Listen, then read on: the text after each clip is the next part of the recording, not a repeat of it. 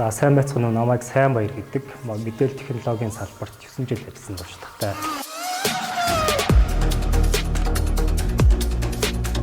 За би бол та бүхэнд UX дизайны хичээл орно.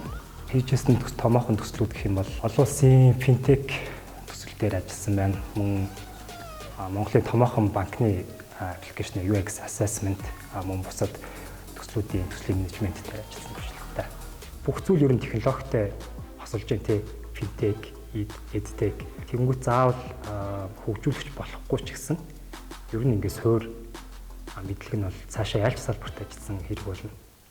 Манай IoTech компани бол блокчейн технологи төр суурьсан олон улсын төсөл нэвтрүүлсэн хөгжүүлэлтийн шатандаа явж байгаа. Тэгэхээр сурагч нар маань гайгүй сайн сураад манай дээр дадлага хийгээд үндсэн ажилтан болоод олон улсын төсөл дээр ажиллах боломжтой.